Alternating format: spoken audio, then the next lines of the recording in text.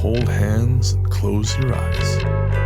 It's midnight, and you're listening to the Ghost Story Guys. Welcome to the Ghost Story Guys. I'm Brennan Storr. I'm Paul Bestall. And this is a show where we talk about spooks, specters, and all the other things watching us from the shadows beyond the campfire. Some conversations only make sense after the sun has set, and this is most definitely one. Thanks for tuning in. This is episode number 115, and we're coming to you from that tiny mountain cabin you dream about, but can never quite reach. How are you, Paul? I'm very well. How are you, sir? I'm good. We've both sort of been through the fire. We had a rough couple days there. Yes. But, which was bizarre because it happened to both of us, unbeknownst to the other, on the same day, which is some kind of dark achievement, I think. Yeah, some kind of transatlantic stupor. Either that or there's someone out there with two very handsome voodoo dolls. Well, he's not got any hair off my head. Or mine, come to you know what? I got enough on my back for both of us. So, ladies. This episode is actually something I'm really eager to see how it's received. Because this episode is a script I've been saving for more than a year now. It is a listener story show, but it is a listener story show where all the stories are centered around family members who have passed, who are coming to say goodbye, or who are letting the people know that they are okay, or that they have passed. And I started putting it together in, I want to say like May or June during the pandemic, but I just thought, who the fuck wants all the sad stuff right now? Like, the world's not tragic enough. Finally, it took some time, and I thought, obviously things are not improving everywhere. Things are still quite serious. However, I think psychologically, a lot of us are feeling maybe a touch of relief for a moment. And I think it's a good time to put this out there, because I think it may be a kind of a catharsis. What do you think? Yeah, I like these kind of stories. I find them quite emotionally uplifting, and there's some stories that pull on your heartstrings, and it's an aspect of the paranormal I've always had a lot of time for. I find them quite empowering stories. Before we get going, actually, I've got because we've got a lot of stories, so we're gonna keep this part relatively brief. But I had a paranormal experience which hasn't happened in a while, and of course it happened on my 2-night vacation. The moment I step away from the show, where I think, you know what, I'm not going to worry about social media. I'm not going to worry about responding to emails or messages or anything like that. I'm going to go take some edibles in a cabin in the woods with some friends. I'm going to drink tequila and mezcal and stare out the window, maybe sit in the hot tub. And the house was fascinating. Like, my wife rented the place, and it was literally like a Roman whorehouse. It was so odd. From the outside, it was very nondescript, but you go inside, and it's this enormous open floor plan where none of the bedroom walls go all the way to the ceiling. Oh. Right? Including the ensuite bathroom. It does not go to the ceiling. So, and that actually comes into play later, and not in a fun way. But get there, and I go downstairs, and I thought I felt a little bit of something down in the basement. And obviously, you might think, well, basement, you're going to think that. But the basement was above ground. It had windows, so it was actually got a fair bit of natural light. But there was something about it. Something felt a little bit off. But again, I thought, who cares? I'm not here for that. I'm sure I'm just overthinking it. So we got settled, and we were laughing about what just a design travesty this place was. The bathroom with glitter glued, like golden glitter glued to the walls. I'm not even exaggerating. Oh, nice. It was wonderful in its just absolute bizarreness. The bathroom was literally probably the size of my bedroom.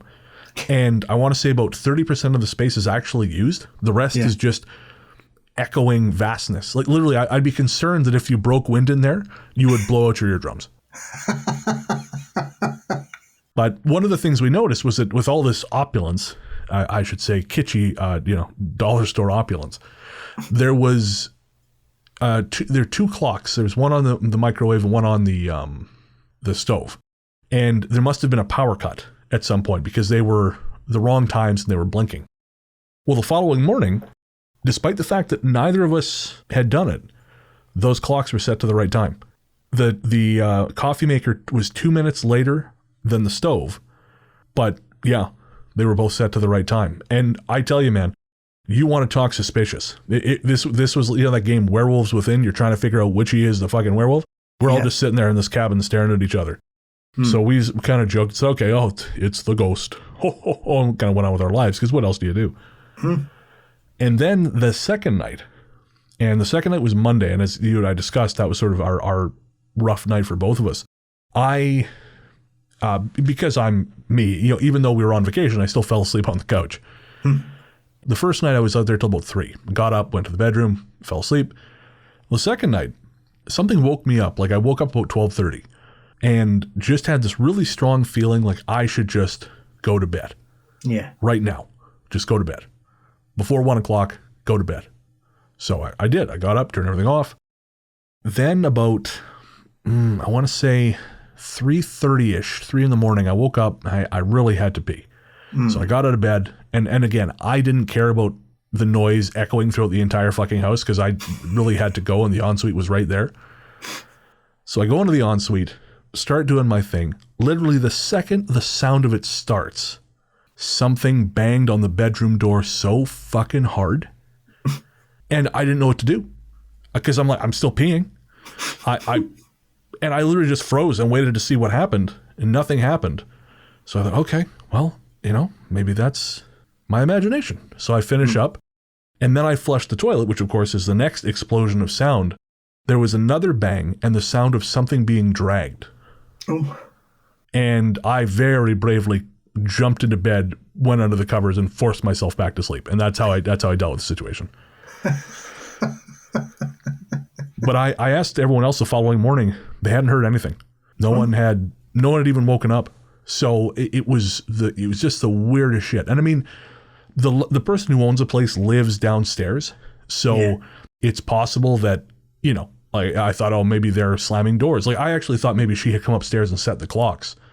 Yeah. But, considering that I was out on the couch until 3 the first night and the next person was up at 6, there's like 3-hour window for this woman to creep ninja-like upstairs to change 2 clocks. But yeah, so, I thought maybe it was her, but it was so immediate. That sound, like it wasn't coming from downstairs or from the neighboring apartment. It was right on the bedroom door. So I don't know if that was the spirit of the house going, hey, go back to sleep, you asshole. I don't know what that was, but I'm not in any hurry to go back to this Roman whorehouse in the woods. And I never thought I'd say that sentence.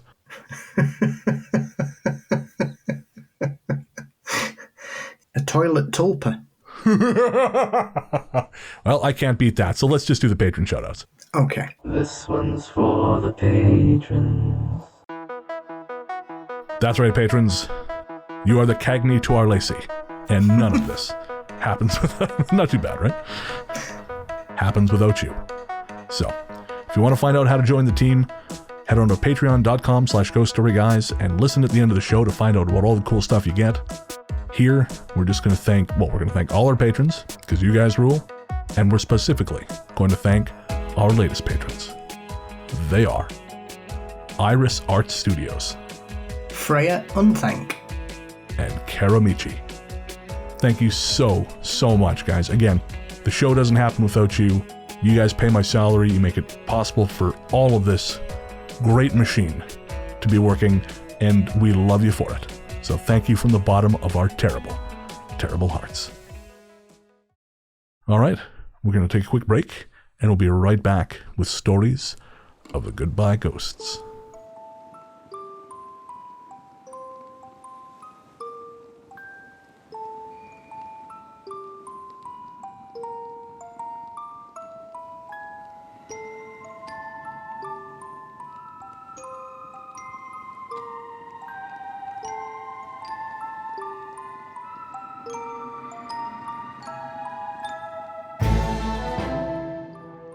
Welcome back.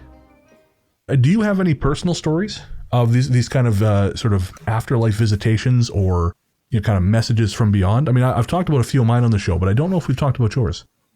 Yeah, and we had a very similar situation. My auntie passed away from cancer in 1988, which seems like a lifetime ago now. And she was one of those people, didn't smoke, didn't drink heavily, unfortunately was diagnosed with cancer, and it took her pretty quickly. Within about 12 months, my uncle and my parents both had a experience that were both dramatically different in both the tone and the actual emotional response. Oh, interesting. So my uncle was cleaning the kitchen, and he turned round to see the head of my aunt facing him, and all she did was scream at him. Oh my God. It seemed like ages, but it was probably a few seconds. And it obviously deeply, deeply disturbed him and upset him a great deal. And it was very unusual because they were all very close, loved each other very much, and there was nothing that could possibly cause it, you know? Yeah. There was no unsaid thing that had occurred. There was no animosity there, so it was quite peculiar. My uncle, bless him, was not someone of a paranormal train of thought. A very grounded man, Royal Navy, travelled the world, seen a lot. So he wasn't someone prone to exaggeration and tall tales, to say the least. Yeah. But then the other aspect that occurred was that my stepfather was a deeply sceptical man, a scientist. So it was all bunkum. So he picked the wrong family to marry into. But obviously one of the ramifications of my aunt's illness was that they would use albus oil to try and help soothe her condition towards the end, which is like an aromatherapy oil. Okay. If you're not aware of what albus oil is. I was going to say, yeah, I'm not familiar with it. So essentially, my parents had gone to bed, and then they were both awoken at around 4 a.m. and the room had filled with the aroma to the level that it woke them both up. It was that pungent. From absolutely nowhere. Obviously, it couldn't just come in from outside, or, and they had none that was available. And it literally filled the room for 10 seconds, overpowered their senses, woke them both up. And they both apparently laid there, unaware that the other one was awake at the same time. And then the aroma just dissipated. And in the morning, my stepfather said, "I think we had a visitor last night." And that's all he ever said about it. Oh, wow. And that was it. So, yeah, two very different events. And I've spoken to some people in regards to what happened to my uncle, because we've always kind of looked at it as a negative response. But a couple of people I'd spoken to who work in paranormal research and such things said perhaps it was being done in a positive way to kind of shock them into something or shock them out of something. Oh, fascinating. And I'd never considered that opinion towards the event until they'd mentioned it. So I'm not sure what the cause was. And we're talking about things that happened over 30 years ago now, but there were two very distinct incidents that occurred within a short space of time to two people at two different parts of the UK. That is interesting. The idea of shocking someone. I mean, were they struggling with grief maybe? Because I know men, we tend to not sometimes process grief as well because we're not really encouraged to talk about it. Yeah. Yeah. Was that possibly a factor? It is quite interesting because things were never the same in our family after that. After the death or after the scream? Yeah. After my aunt passed away, things were never the same again. Interesting.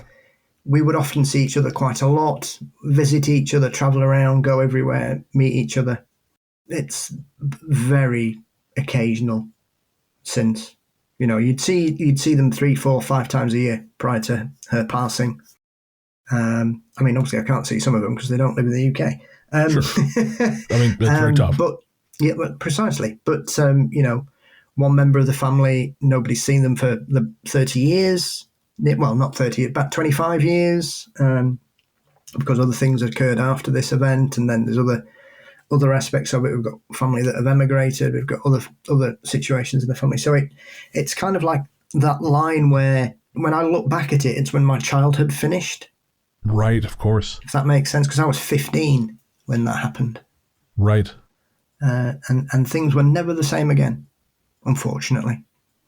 It's almost like some people are the linchpins in certain dynamics, and you don't necessarily understand that until they're gone. Yeah. You know, we sort of had a similar experience in my family, not with the paranormal visitation part of it, but when my paternal grandparents died, that side of the family, I mean, my grandmother died in October 2004, and my grandfather died in June of the following year. And that was it. Like, we used to get together, the family would go for breakfast every Sunday. We'd go meet out somewhere for breakfast. And then for Sunday dinner, we would all get together for family meals. And, you know, that really changed. And we still have gotten together from time to time, but it's never been the same. Everyone's kind of broken off into their own little family units. Yeah. So you don't have the big meals. Again, it's sort of this notion of some people are the connective tissue, and it's sad, right? Because being together is a hell of a lot better than being apart. Yeah, very much so. I mean, it was one of those things you always look forward to, you know, like several people around the table at Christmas, and it's sometimes that realization that one Christmas you just kind of sit there and think, this table used to be full, and now there's like 3 or 4 or 5 of us, you know? Yeah, man. It's times like that where having a family and things like that, and different people who you haven't seen for ages, it's that kind of thing that makes those occasions special. And I think that's one of the things that we often overlook about our childhood, is that we're often surrounded by aunties and uncles and cousins and grandparents and their relatives, and it is probably sad that it's one of the negatives of growing up, I suppose.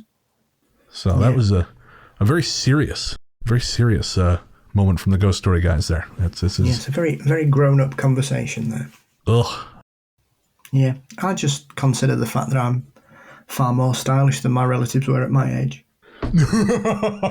Well, you're Paul fucking Bestall. I mean, come on. Yeah, it's one of those things, whenever I watch an old paranormal documentary from the 70s and stuff, I just think, Jesus Christ, how old did people look in the 70s? What was going on there? See, this is why we thought everyone was older than they were when we were kids. Yeah. I see some interviews with people and I'm thinking, he's how old? 37? He looks 60. So I don't know if that's a combination of nylon and Brill cream, Brennan, but I'm glad we seem to have embraced other fabrics and better beauty regimes in the modern era. And I'm grateful that the future, the bright shining future, has stylish Paul Bestall in it. Yes, absolutely. And, I've always been quite metrosexual, so I shall continue with my cleanse, tone and moisturising regime. Go for it, my old son. Absolutely. Just before we go to the stories, I have to admit what a yokel I am. When I first went to England, and I still have the picture, I saw a man in a pink polo shirt, and I was so normalized to strict masculine norm bullshit that this man wearing a pink shirt was like a bomb going off in my brain. I took a picture of him because I said, look, there's a guy in a pink shirt. I think I've got about 5. Goddamn rights you should. Absolutely. But I was it's taken me some time to become enlightened. And though I'm still not at skincare routine enlightened such as like yourself, I'm at a place where I both respect and appreciate it. Good. You're always welcome on our side. Fantastic. Finally someone wants me.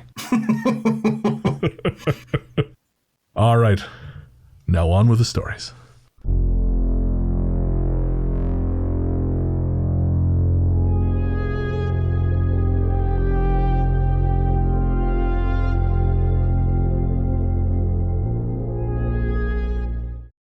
This story is from Harry. To start off with, my mother has always been very in tune with the paranormal. She seems to know things that are going to happen, such as deaths before there is any way she could have any idea of it. We often joke around and call her a witch, but of the friendly kind, of course. From a young age, she was close with her grandfather.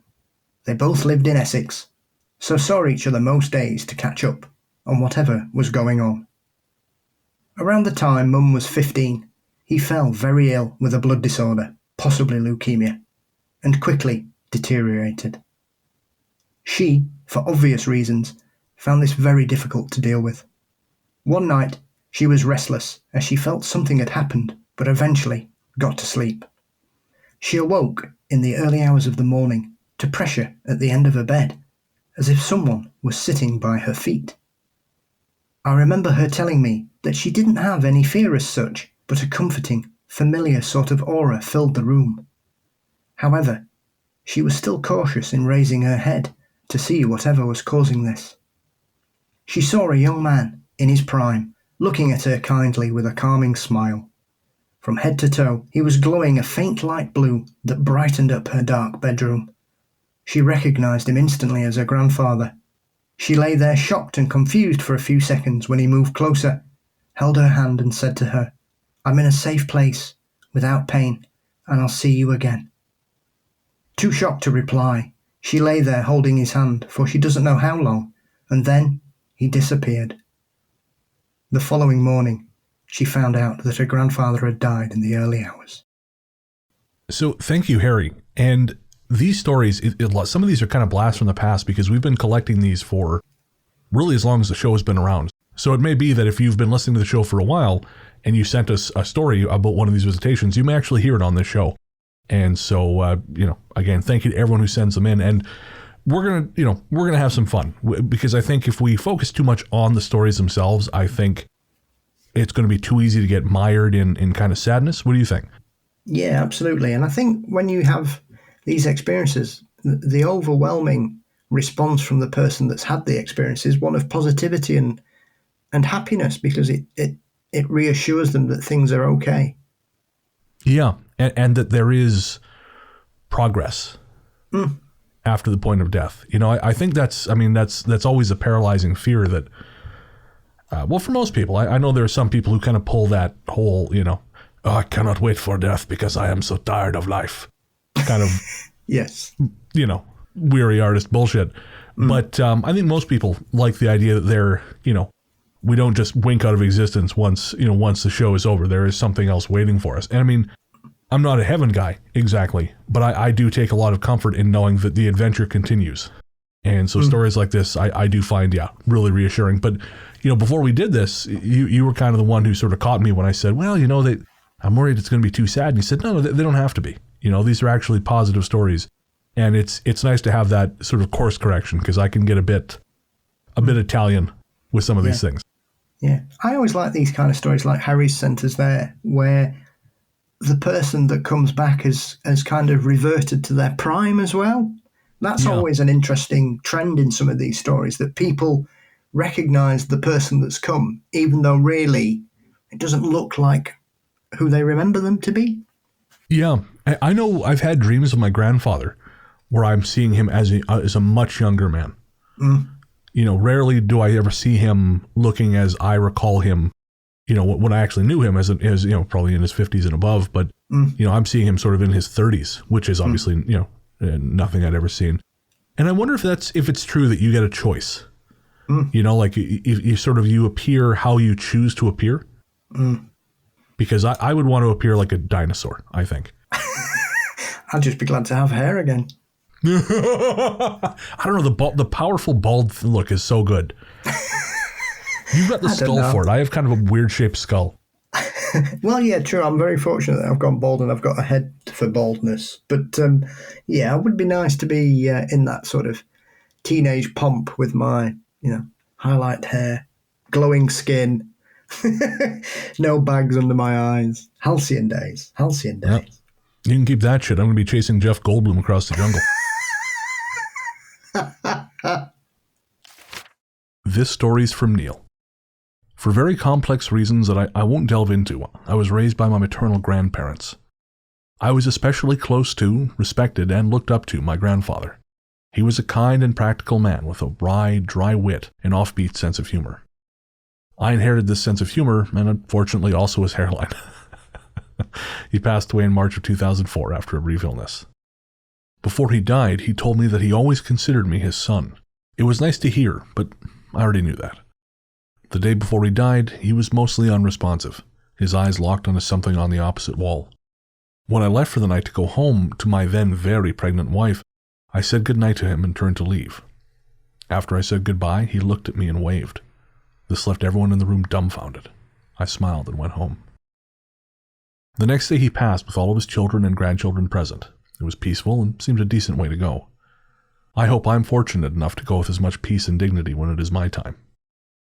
A few days later, after the funeral and interment, we were on our way back to the church hall for the wake, and I was feeling really sad, on the brink of tears. Wife and 2 young ones in the car, and I had on a classic rock station at the time. At that moment, Ozzy Osbourne's No More Tears started playing, and I thought, well played, Grandpa, and I smiled. Several years later, I don't even remember what was happening in my life at the time. I had a vivid dream where I was home at my grandparents' house, and everything looked normal. But as I went back into the hall, my grandfather was there. He gave me a big hug and told me he was proud of me. I told him tearfully that I missed him so much, and he said he missed me too. It felt so real. I could feel his hug and smell his Old Spice aftershave. I had heard about people having these types of dreams about deceased loved ones, but did not really know what they meant about it feeling so real until I experienced it for myself. After I woke up, which was a gentle, gradual fade out of the dream, I felt such a lingering sense of warmth, love, and peace. I really believe this was more than just a dream. Maybe that is wishful thinking, but I am okay with that. Thank you, Neil. And that's so beautiful.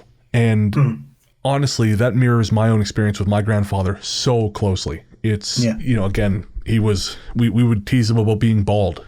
And he always say, you're going to end up bald just like me. And I'd say, never going to happen. And here I am. Bald as fuck. Actually, I don't think I've ever told this story publicly before. It's kind of embarrassing, but fuck it, what the hell. Neil shared with us, I'll share with you guys. So, my grandpa, he sometimes liked to play pranks on us. Never very often, and never cruel jokes. He was not a cruel man. He was a very, very kind man.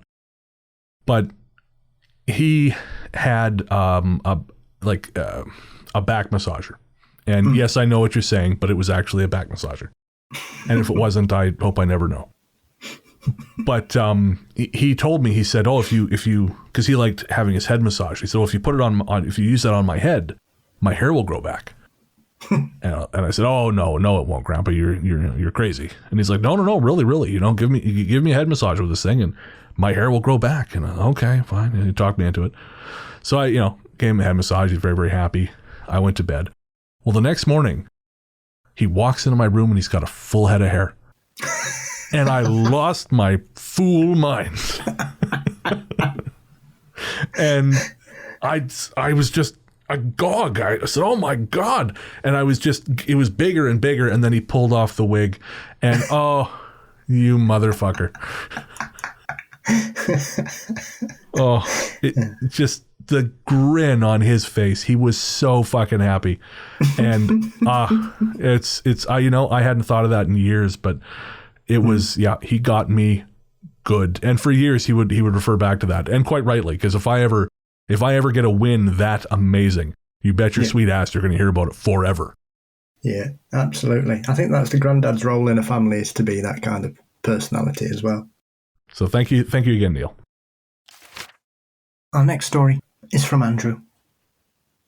During our time at college, my friend, who we'll call Brittany, lost her mother, leaving their father and 3 children behind.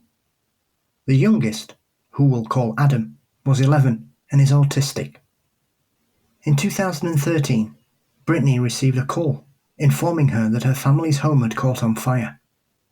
When she had arrived at the scene, the fire was already out and her family all accounted for, but she noticed her dad was holding Adam tight and crying. When she asked what was going on, her dad said that the fire had spread so quickly, blocking the hallway between Adam's bedroom and the exit. Her dad said he had been outside, trying to call for help for Adam, when he suddenly came out of the front door, calm as can be. His dad asked him how he got through, and he said, "Mama showed me."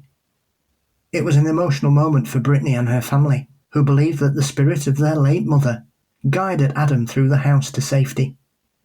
As you guys have said before on the show, Not all spirits are here to harm us. So thank you again, Andrew. And that's so true. It's so true. I mean, we're as guilty of it as anybody, kind of leaning into the woo, it's scary trope, because, hey, it makes for great entertainment.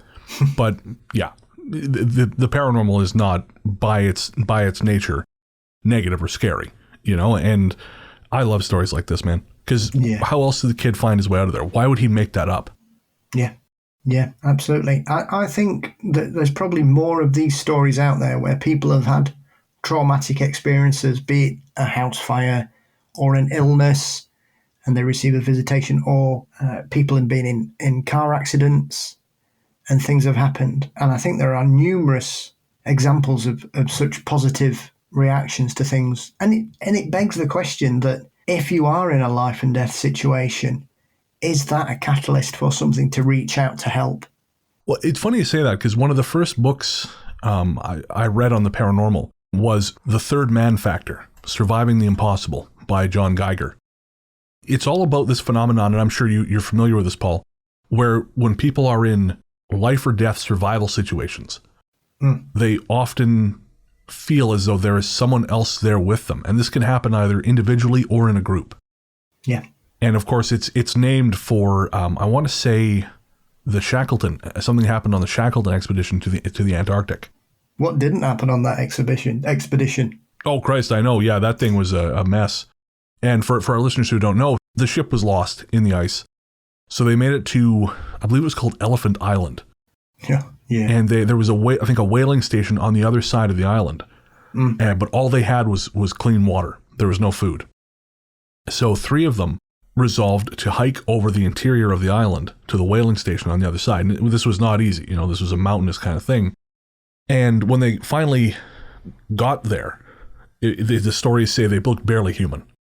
But each of them reported separately the feeling as though there was a 4th man with them the entire time. Eventually, I think it was a poem by Eliot is how it became the 3rd man. Yeah. I'm not totally sure about that. And so it's this notion that, yeah, this thing happens. And what was interesting is he also explored this idea that, because Geiger kind of approached it as this is like a survival mechanism in the brain. That's what he thought. That was kind of his initial assumption. Because they said that, you only ever hear about it from people who survived. So it's obviously a hallucination they come up with to explain their survival. But they've actually found records of this happening to people who did not make it. Yeah. There have been mountain climbers who have perished in their tents, and there are diary entries talking about, I'm certain there's someone else here. I think when you get situations like that, and I would recommend that if anybody's not aware of the Shackleton story, that still, I think it's 100 years on, is absolutely jaw-dropping what went on in that expedition and how they got out of it. It's terrifying to even comprehend what happened to that team. It's unbelievable. Oh, yeah. I mean, you want to talk about the absolute limits of human endurance. The Shackleton expedition is unbelievable. This story's from Louisa. I have endured the paranormal all my life, from being a little kid living in Maryland and now as an adult in Florida. This sensitivity has passed on to my children as well, mainly my youngest, but all 3 of my children have had experiences. My oldest child, Cy, is 16, or would have been this past May. We have lost him by way of suicide. My middle child, Izzy, is now 14.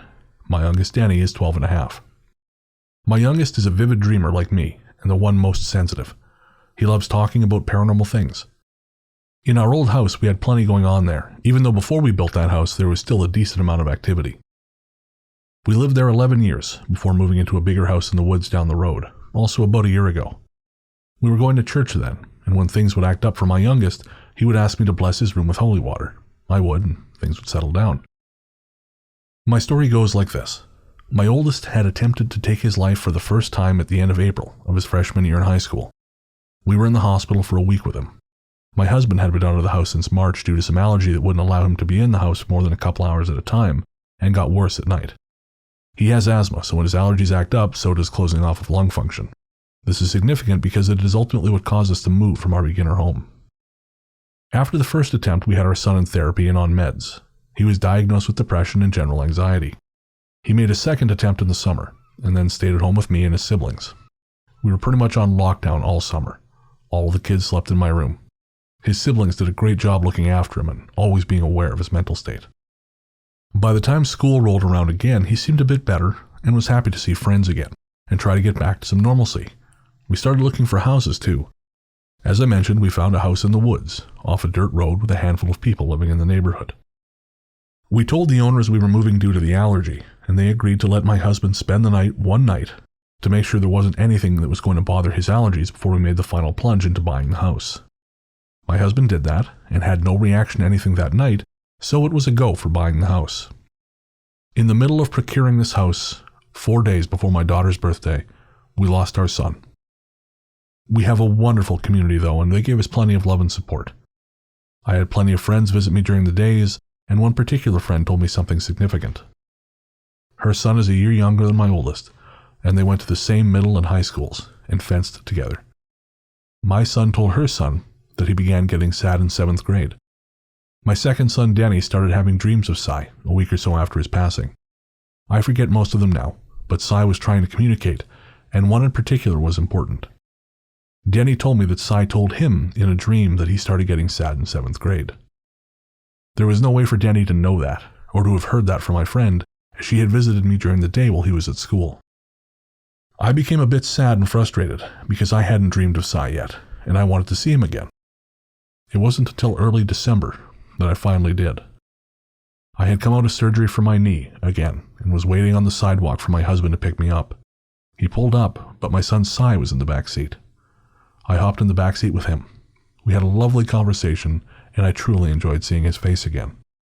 Eventually he told me he was sorry, and I told him I loved him, and I awoke with a good feeling. Not melancholy. It was a pleasant dream. Unfortunately, I haven't really had a dream with him in it since then, nor has Denny. My daughter also dreamed of him that same night. Hers was simple, but nice. He was playing his acoustic guitar in a booth at a restaurant.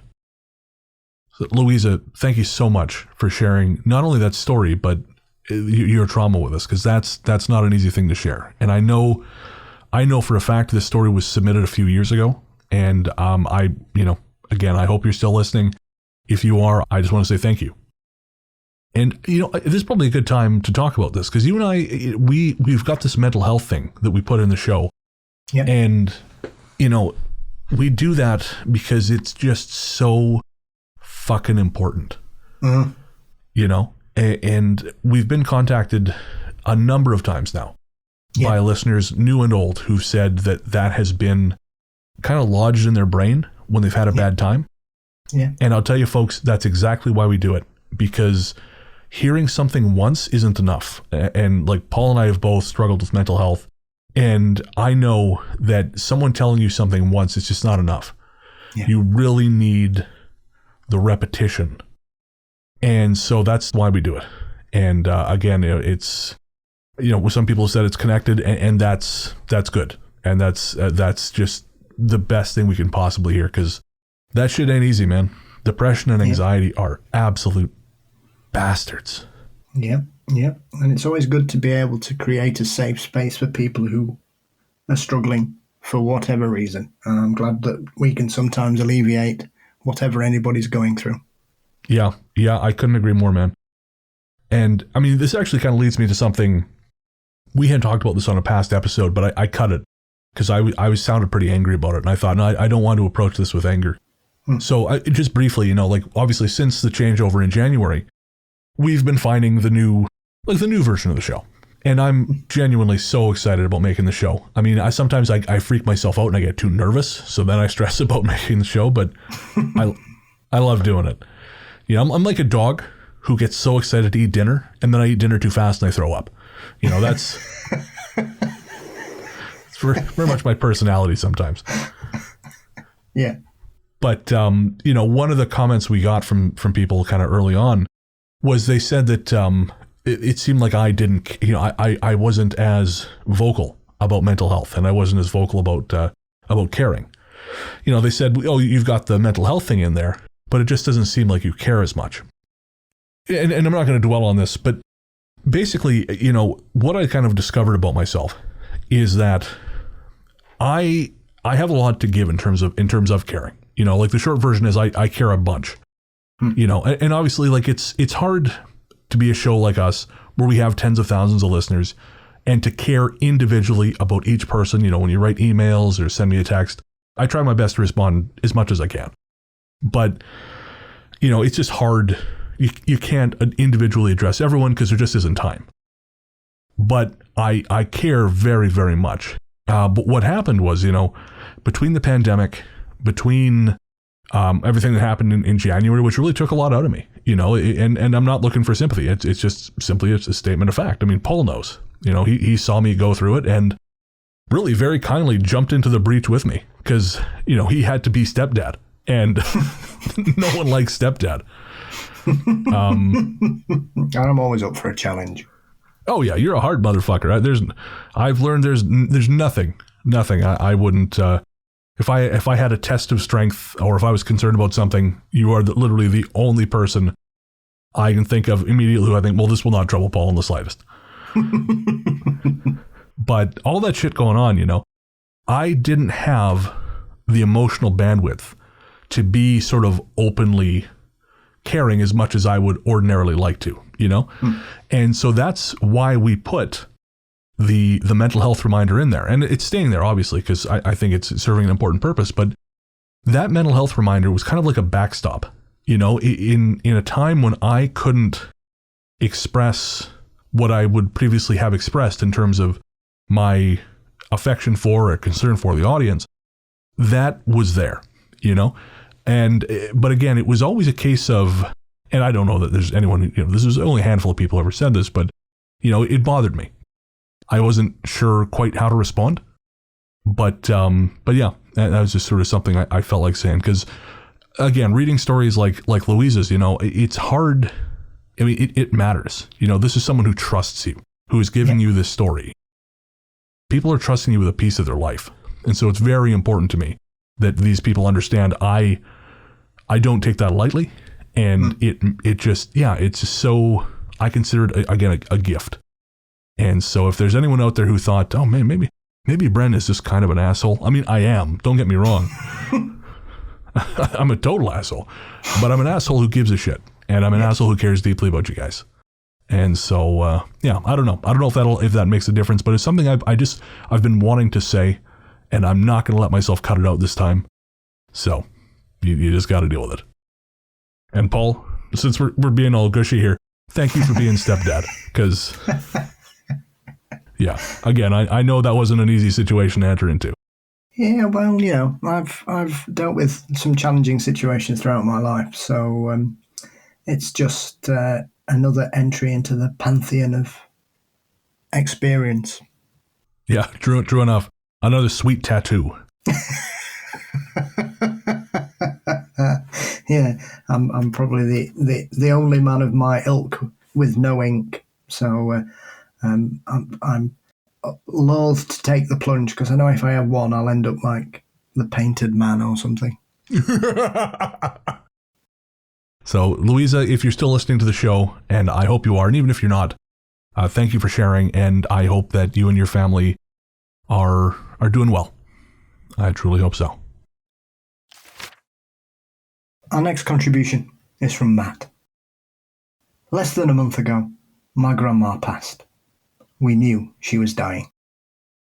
While I was at work at one of my stops, I had a feeling that I needed to call my mum, who was with my grandma. The time was 11:52 a.m. About an hour prior to this, my mum had called me and told me that Grandma had taken a turn for the worst and she was unresponsive. After I got back in the car and was almost at the yard to finish my workday, my mum called me and told me that she had passed an hour or so earlier.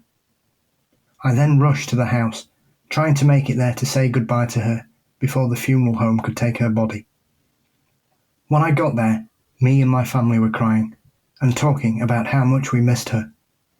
Mum told me that my grandma had passed away exactly at 11:52 a.m. I was shocked and still can't believe it. I wonder now if my grandma may have been trying to subtly tell me goodbye. My grandma was my world. She meant everything to me, and I really hope that that's what it was. that she was saying she loved me one last time. And thank you, Matt. And that's really beautiful. And I'm sure that's what that was. Mm. Coincidentally, that happened with me when my grandfather passed. He, we visited him in the hospital. He had lymphoma, T-cell lymphoma. And we visited him in the hospital that night, and he was not conscious because they had given him a treatment. They said, this treatment will either fix things or it's going to kill you, and my grandfather said, well, I'm going to die anyway. So fuck it, let's try. And it just shut him down completely. It rendered him comatose. So that night we went home, and at the time I was living in my house, I got home and, I just stress cleaned. That's all I did. I just stress cleaned for hours. And then around 11 something, all of it went out of me. Just like someone had cut the strings on Pinocchio.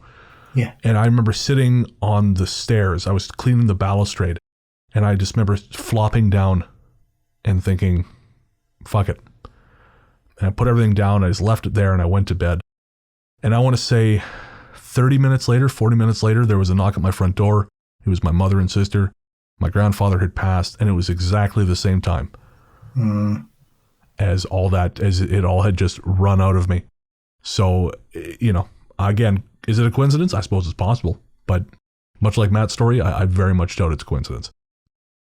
I think there are too many occasions where things like this happen for it to be coincidence.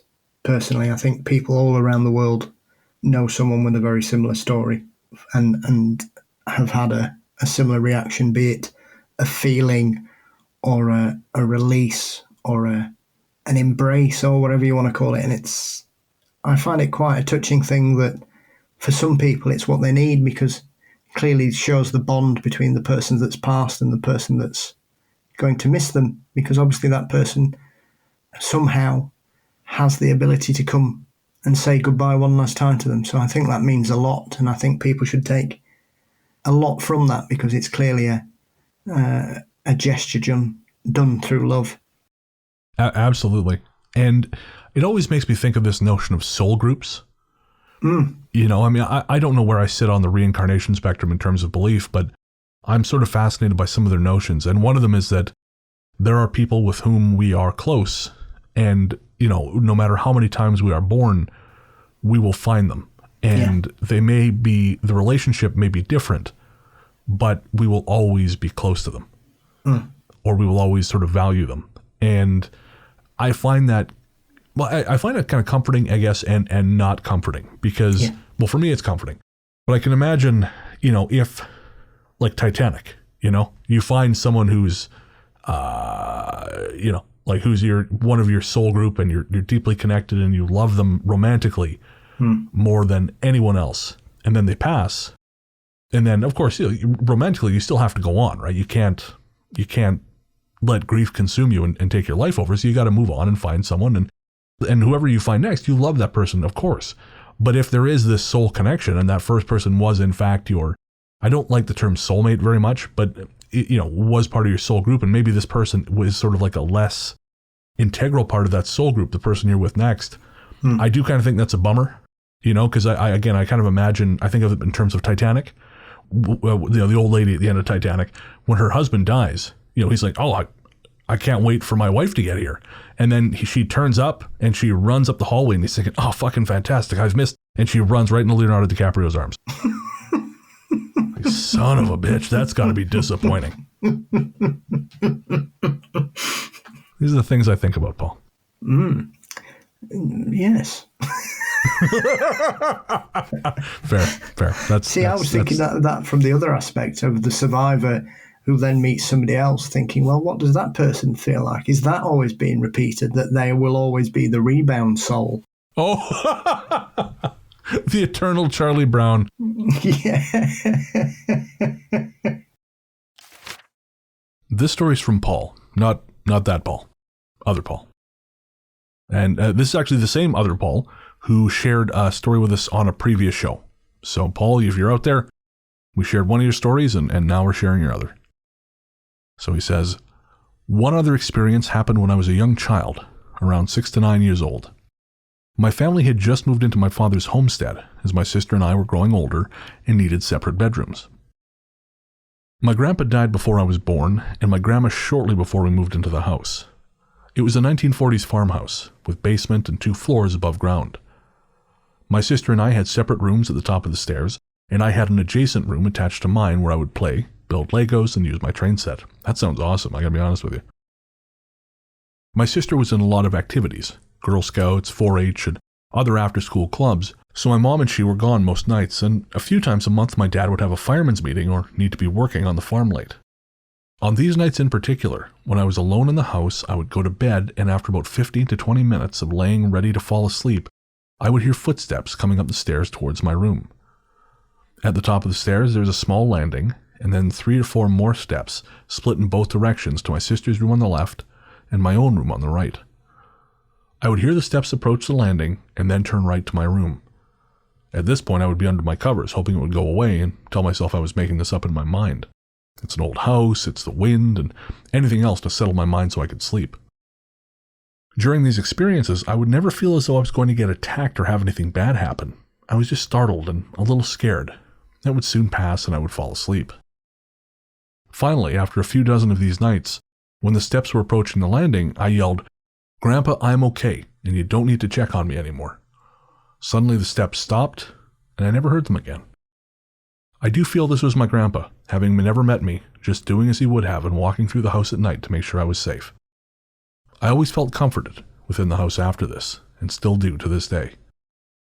And that's lovely, Paul. Thank you so much. I love the notion that, people can look out for us in the great beyond. Yeah, I think it's a very reassuring thing, isn't it? To know that whatever happens, there's always a feeling of someone watching out for us.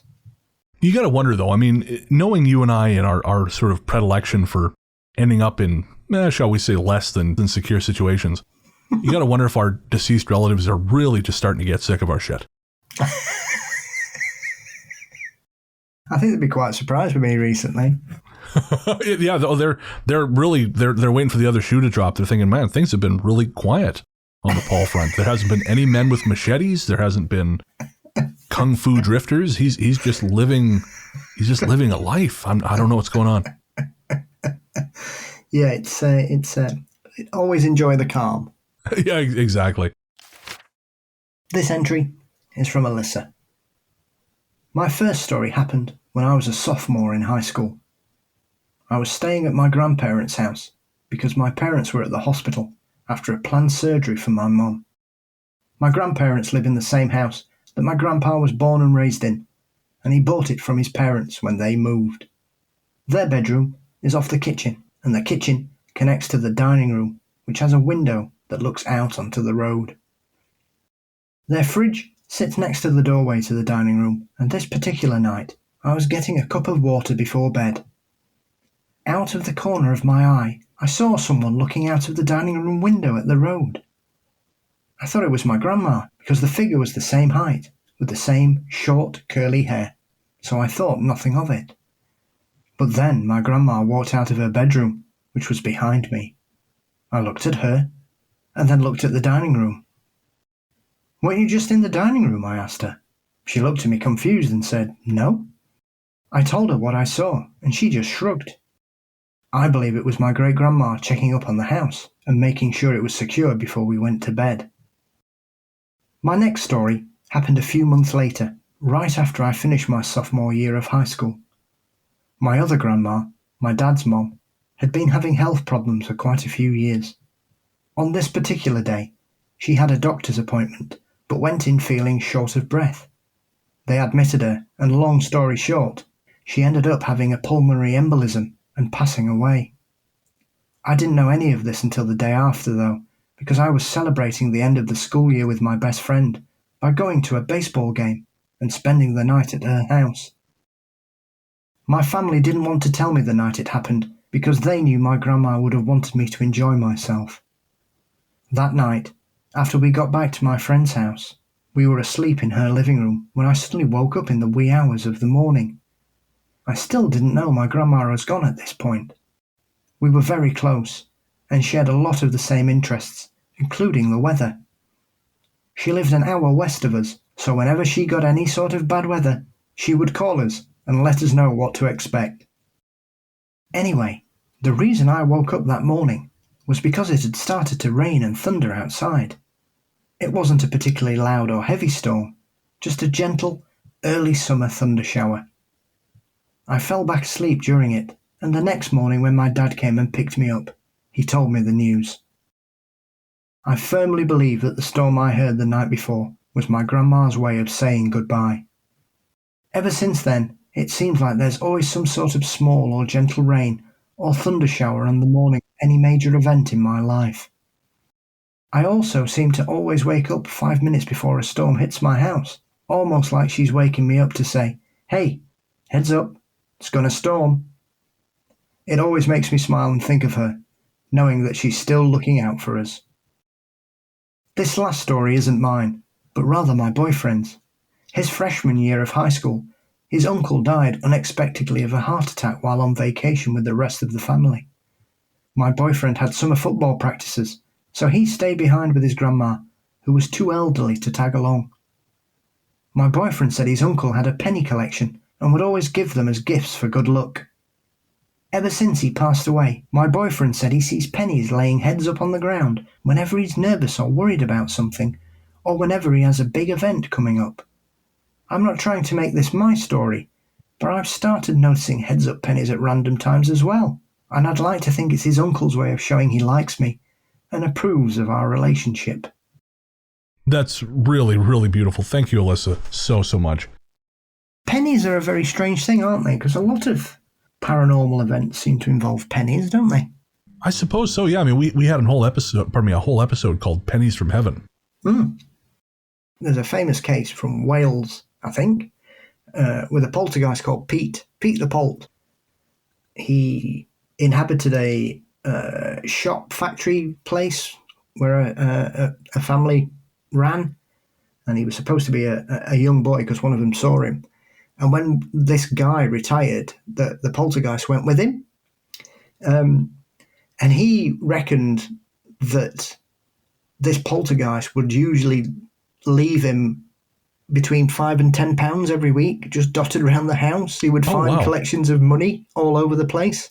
I mean, that's the kind of ghost I want, Jesus. Yeah, absolutely. And it was never money that had gone from him or his wife's wallet or purse. It was just money that just turned up in their house, on the table, in the sink. Like they'd be washing the pots and they'd find a coin inside the pots and stuff. Oh, wow. That's so much more intense than just, I found some change on the table. Yeah, and he seemed to build a really strong relationship with it. It's quite sweet to see he was interviewed a few times in the mid-90s, and he talked about this poltergeist with great affection. Oh, wow. Is that common? Do people usually kind of bond with a poltergeist in that way? No. Not in my experience, not through the vast majority of cases I've read about or heard people speak about. You could probably count that kind of positive relationship on one hand. So you just got lucky. If you go onto YouTube, if you look for Pete the Poltergeist, there's a lot of interviews from sort of mid-90s. And is it ongoing, or has the story kind of faded from public view?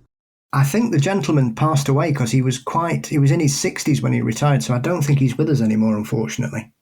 Oh, shit. Do you know if the haunting continued after that? I don't believe it did, because, like I say, it went with him to his home, so it left the shop and moved in with him. Oh, jeez. So it's almost like once he was gone, so was it. Well, Pete the Polt, folks, look it up on YouTube. See, Paul's always teaching us shit. This story comes from Ashlyn. And Ashlyn has shared other stories with us.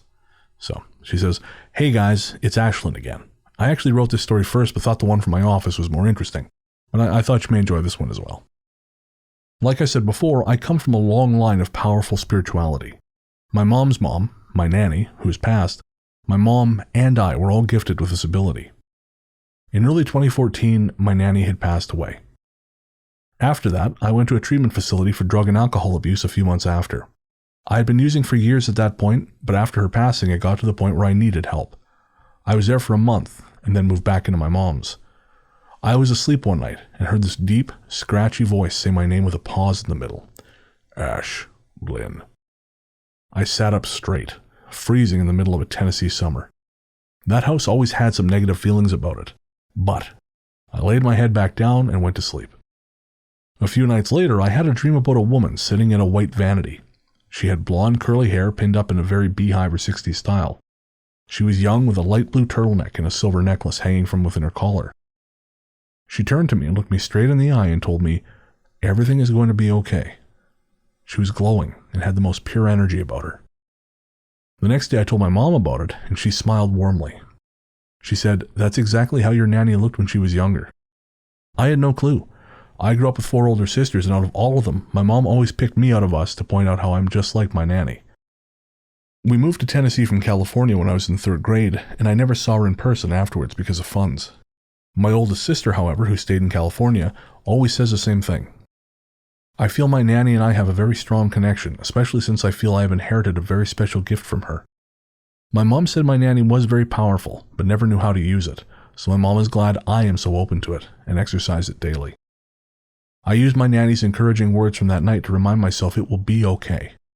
I still struggled afterwards for a while, but today I can say I'm almost 3 years sober, and I feel I owe a lot of it to her and my other past grandparents looking after me and visiting me, letting me know it'll be okay. And Ashlyn, I want to say, congratulations on 3 years. I can't remember when this was sent in, but I hope that it's more than that now, and if it's not, that's okay too. As long as you're back on the road, that's all that matters. Absolutely.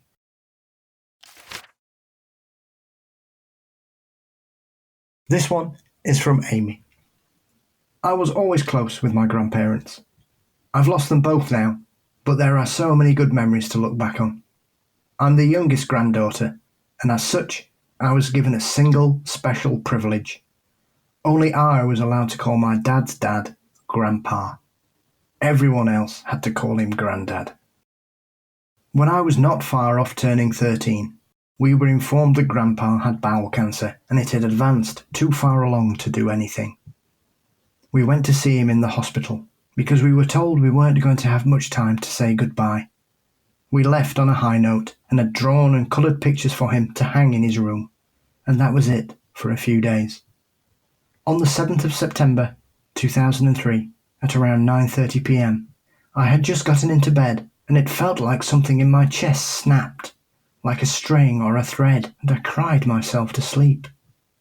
I had a strange dream where after chasing off some brats from this frazzled-looking woman's house, she let me in and told me to head to the back room. The silence in the room was absolute, truly silent as the grave, but in no way oppressive. There was a roaring fireplace, and everything about the room was cosy. And there was my grandpa, in his chair. He smiled so wide when he saw me, and I ran to him to hug him. It was so the biggest, warmest hug I've ever had. He directed my attention down to a baby in his arms. I didn't know who this was, but not the least bit surprised that Grandpa had a child with him. He loved his children and grandchildren. The next morning I was calm, I was okay, and when I heard the phone ring, I knew it was the hospital letting us know that Grandpa had passed during the night. A few days later, it was the funeral, and after Dad walked me out to show me where Grandpa's plaque was going. It was a beautiful spot, and I started inspecting his neighbours. Directly across from him was a plaque belonging to a very young baby. I haven't been there for a long while, so I don't remember the age or name. I just said, figures you'd pick them up. And thank you, Amy. Yeah, my grandfather was like that. He loved babies. Yeah. It would drive my grandma nuts because he would, if we were in a restaurant with a baby, it doesn't matter how far away it is, if he caught its eye in its high chair, he would just make little wiggle his fingers at it and wave at it. For the entire meal would drive her crazy. Yeah, I think that's quite sweet that even in the afterlife he was there taking care and looking after the little ones. Yeah, I think some people, that's just their role. Some people are just good at that. And I know that because I'm not. I am so bad at talking to kids. I it's almost comical how bad it is. Like I talked to them like we just got finished negotiating a business deal. Hello, nice to see you. You're looking well. I'm 5. Do you like toys? That's right. I have a strange magnetism for children. Children seem to gravitate towards me whether I want them to or not. So yeah, I'm the fun uncle that basically entertains them and regales them with nonsense and silly things. So yeah, I can kind of understand where that's coming from. That's cool. You don't regale them with machete stories, I assume. No. I once I have to be very careful because I'm usually honest about things. So one of my friend's sons once asked me if bears ate people. And I said, oh, no. And obviously I was honest. I said, yeah, of course they do. And he cried for 3 hours. Oh, no. And we had to basically convince him, obviously, that bears don't live in England. But he still wouldn't have it. And then I got really annoyed about the fact that he was crying about something that couldn't eat him in this country. See, that's where you needed me to come in and calmly explain to the child, see here, child, you don't need to be having this emotional reaction. It's just silly. Bears don't live here. Bears live in Canada. Yeah, you might get mauled by a badger. That's it, yeah. Or you know, those big cats on the moors, you know, that's possible. You might get eaten by a black dog. You might get just knifed. You know, you might, any number of things could happen to you. It's not going to be bears. Calm down. Yeah. And I was once nearly killed by cows. Were you really? Yeah. I used to think it was a myth. There used to be these stories about people who were trampled by cows. And we once went out walking our dog on a public footpath, and we were in this field, and the cows were miles away. They were right at the bottom edge of this field, right? So we're walking across this field on this public footpath down towards this wood on this lovely walk. And after about a couple of minutes, I'm thinking, why are the cows coming towards us? And then they started trotting, and I thought, are they coming for us? And we literally got into this wood by the skin of our teeth. I'm not joking. These cows, and it was a fairly big herd. There was probably about 50 or 60 of them. Oh, Jesus. And these cows were just basically coming in. And I was like, fucking hell, fire. Like, proper had to peg it this last sort of 20 yards into the wood. And I'm laughing at this thing, thinking, fucking, I cannot believe this is really happening. And we got in the wood, ran up down this hill to the bottom. And as I turned round, this one cow had walked into the wood, and it was just staring at me. Oh, Jesus. Like giving me the dead eye. And it was like a shark, because cows have got quite dead eyes. Yeah. And it was just, and I thought, I've never seen a cow, because where I grew up as a kid, we were surrounded by farmers' fields. So we saw cows all the time, you know, played in fields with cows, no issues at all. I'd heard about occasional stories of this in the countryside and just thought it was like nonsense, or they'd done something to upset the cows. We'd done nothing. They made a beeline for us to get us. It reminds me of that old Simpsons episode with the elephant, Stampy. Yeah. And they finally get him to the elephant sanctuary, and he's still an asshole. And the guy says, well, elephants like people. Some of them are just jerks. But it was like one last cow stood on the hill staring at me. And if it could have got to me, it probably would have done. That is wild. For whatever reason, that cow just thought, nope, fuck you in particular. Yeah. Apparently, it's a defense mechanism that if they've got calves, it's a genetic thing that they will go towards. Because the dog wasn't even off the lead either. He was on the lead. Wow. But yeah, they must have come about, I don't know, 500 yards, 600 yards from one end of the field to come to us. If they'd have stayed where they were, it wouldn't have been a problem for anybody. But they deliberately came across to us. That's like the Jets. That's a street gang. If they could snap their fingers, they would literally do a dance number before stabbing you. Yeah, clap the hooves. Yeah. I'm glad that Flossie did not take you with her.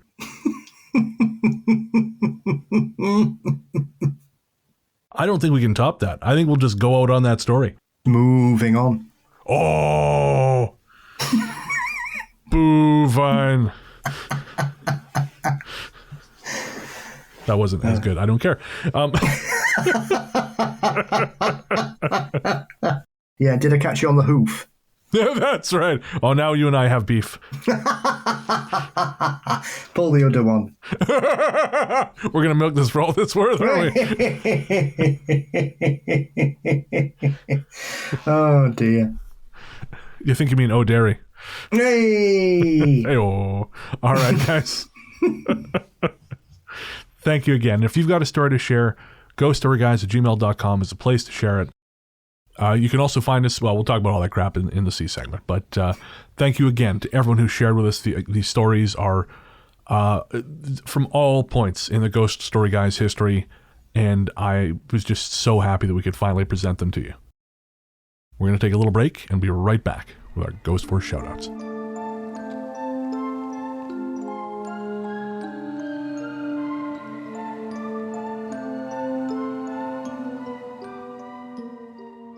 Hey there, listeners.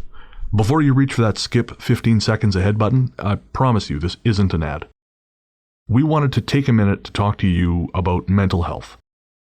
On this show, I've always tried to be as honest and open as possible about my struggles with depression and anxiety, because even though we've come a long way towards acknowledging the very real damage these things can do, there is still way too much lingering stigma about reaching out for help. And when you start to feel like there's no help, it's easy to start feeling like there's no hope. But Paul has joined me today to remind you there is always hope and there's always help. We're not going to try and talk you out of self-harming right now, because we know that's not how it works. Instead, what we wanted to do was tell you something now and hope that should things get bad, you'll remember it and make a phone call or send a text message before you make any permanent decisions. As someone who knows all too well just how important mental health can be, it's never too late to reach out. In Canada, the number to call is 133-456-4566. In the USA, the number to call is 1-800-273-8255. In the UK, the number to call is 116-123 or text SHOUT, that's SHOUT, to 85258.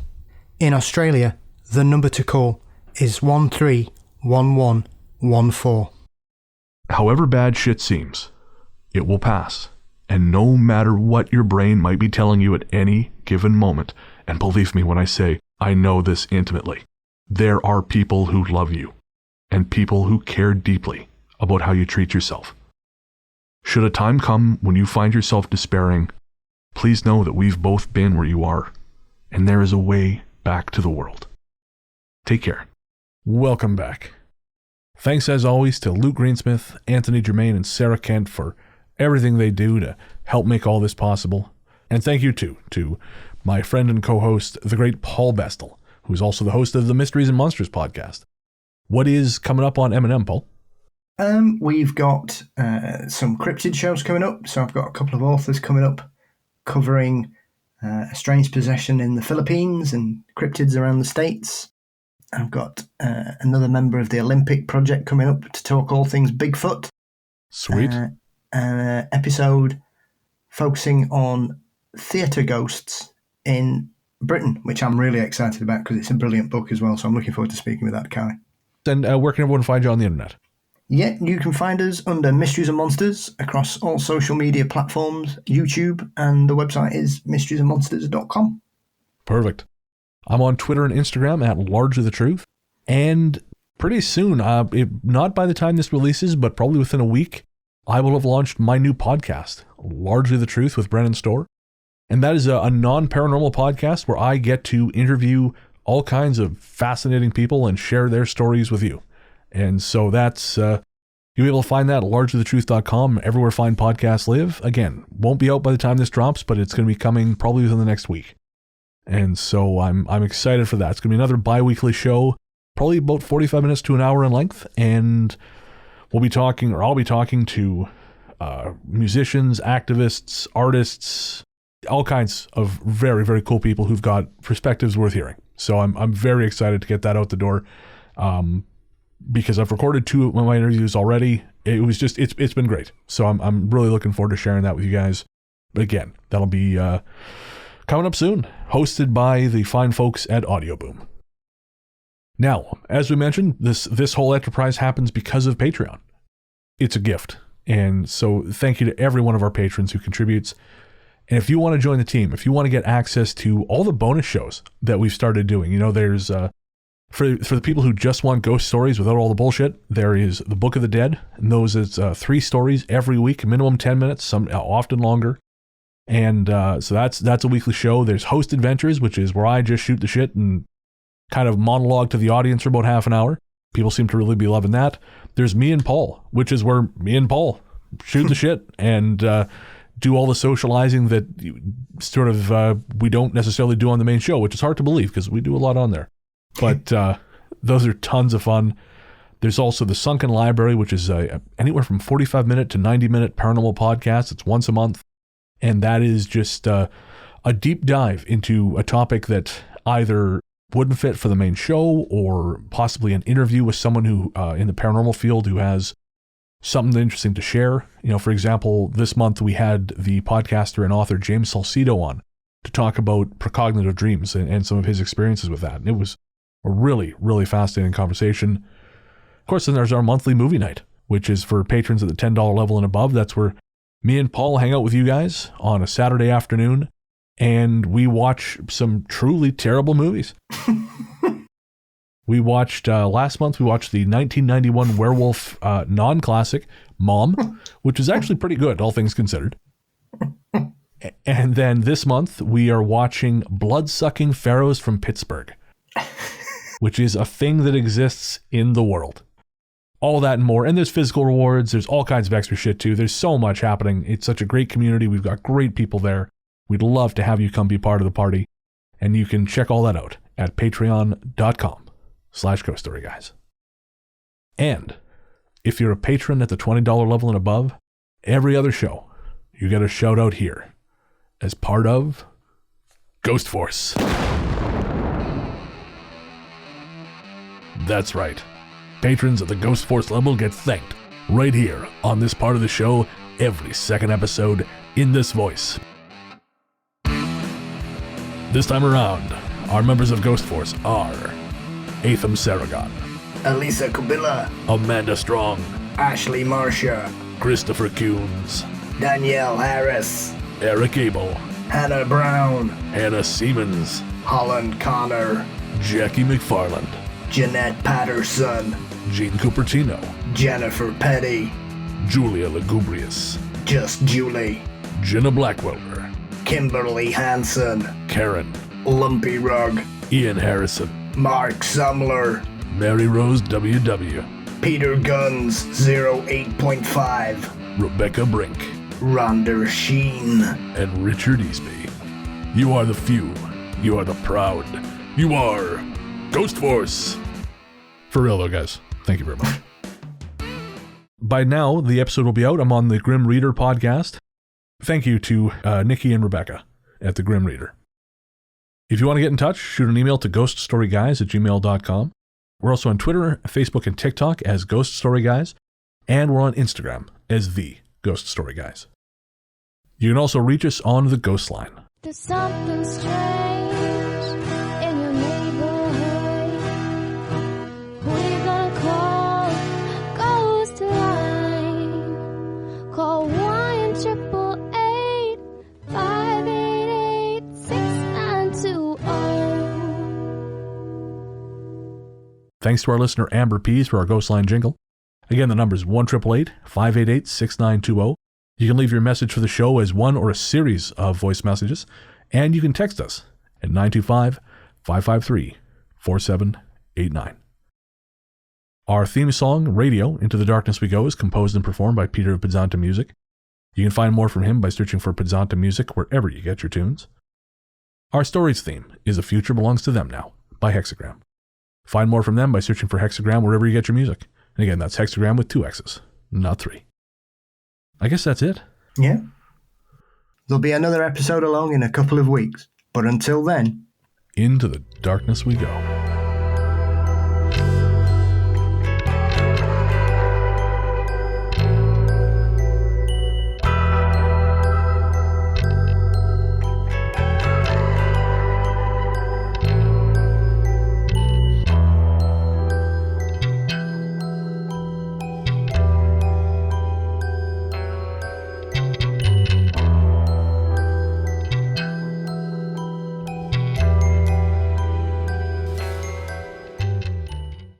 This bitch.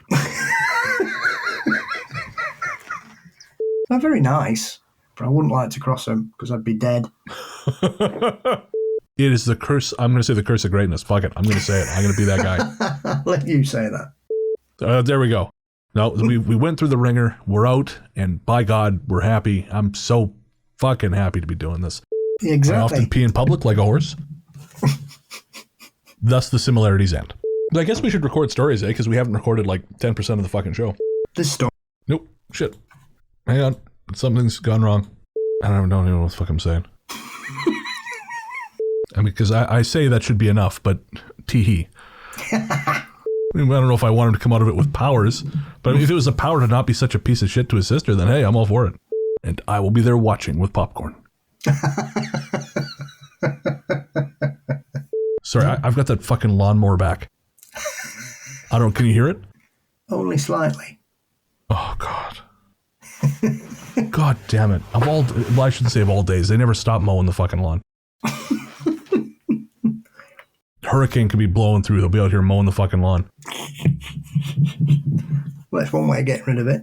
Jesus, he's a hard-looking man. Yeah. That's a face that's been lived in. Well, lived in and smacked around and stepped on a few times. Set fire to. Yep. Then watched men die. What a tragedy. Father and son next to each other, he added as he sipped from his bottle. I love this guy. I don't care if he's an asshole.